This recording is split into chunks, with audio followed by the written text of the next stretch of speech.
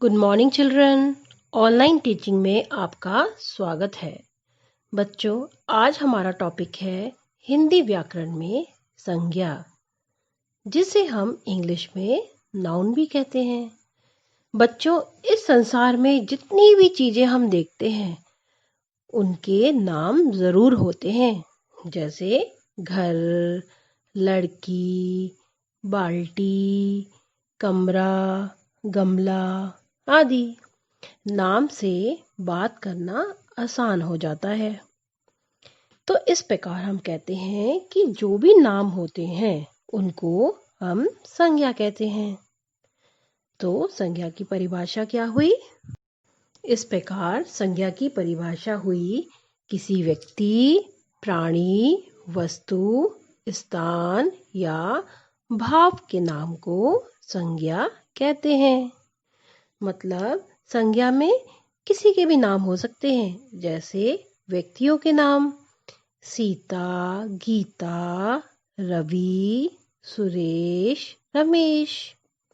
प्राणियों के नाम जैसे मोर, गाय, भैंस, तोता आदि।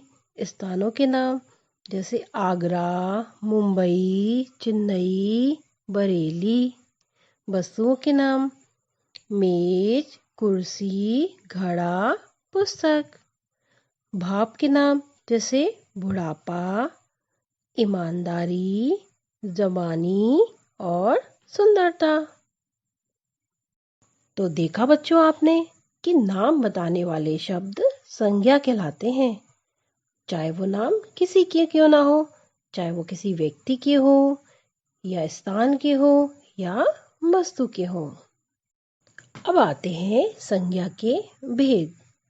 बच्चों, संज्ञा के मुख्य रूप से 3 भेद होते हैं। पहला व्यक्तिवाचक संज्ञा, दूसरा भाववाचक संज्ञा और तीसरा जातिवाचक संज्ञा। व्यक्तिवाचक संज्ञा किसे कहते हैं? जिन शब्दों से किसी विशेष व्यक्ति, विशेष प्राणी, विशेष स्थान या विशेष वस्तु का बोध होता है, उन्हें हम व्यक्तिवाचक संज्ञा कहते हैं।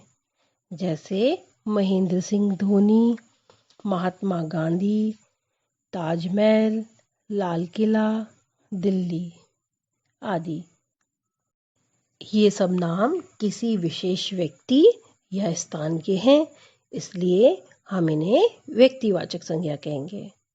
अब आता है जातिवाचक संज्ञा। बच्चों, जो शब्द एक ही जाति के विभिन्न व्यक्तियों, प्राणियों, स्थान एवं वस्तु का बोध कराते हैं, उन्हें हम जातिवाचक संज्ञा कहते हैं। जैसे कि गाय चर रही है, घोड़ा दौड़ रहा है, नदी बहती है। तो यहाँ गाय, घोड़ा, नदी ये जातिवाचक संज्ञा हुई। बच्चों, अब है भाववाचक संज्ञा। भाववाचक संज्ञा क्या होती है? जो शब्द गुण, कर्म, दशा, अवस्था, भाव आदि का बोध कराए, उन्हें हम भाववाचक संज्ञा कहते हैं। जैसे फूलों में सुगंध है, बुढ़ापा कष्ट देता है, ईमानदारी एक गुण है। तो बच्चों, यहाँ सुगंध, बुढ़ापा तथा ईमानदारी भाववाचक संज्ञा हुई।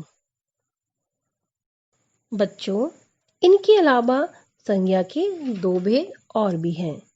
पहला है द्रव्यवाचक संज्ञा, दूसरा समूहवाचक संज्ञा। द्रव्यवाचक संज्ञा जिन संज्ञा शब्दों से किसी पदार्थ या धातु का बोध हो, उन्हें द्रव्यवाचक संज्ञा कहते हैं।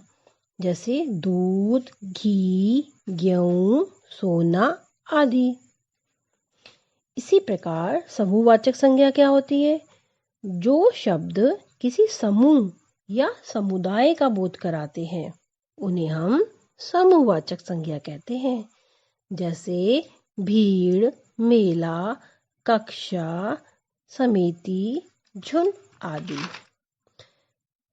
बच्चों, द्रव्यवाचक संज्ञा और समूहवाचक संज्ञा ये दोनों ही जातिवाचक संज्ञा के अंतर्गत ही आते हैं।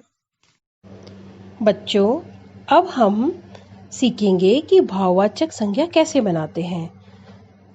बच्चों, हमको मालूम है कि जो संज्ञा शब्द किसी व्यक्ति या वस्तु के गुण, अवस्था, स्वभाव अथवा दशा का बोध कराते हैं वो भाववाचक संज्ञा होती है।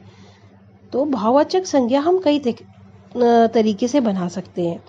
एक तो जातिवाचक संज्ञा से जैसे लड़का से लड़कपन, जादूगर से जादूगरी, मित्र से मित्रता। इसी प्रकार क्रिया से पढ़ना से पढ़ाई, थकना से थकान, जीतना से जीत। विशेषण शब्दों से भी भाववाचक संज्ञा बनाते हैं हम, जैसे मीठा से मिठास, सुंदर से सुंदरता, हरा से हरियाली। तो बच्चों, आज हमने संज्ञा और संज्ञा के भेदों के बारे में जाना। हम इसे एक बार फिर से पढ़ेंगे।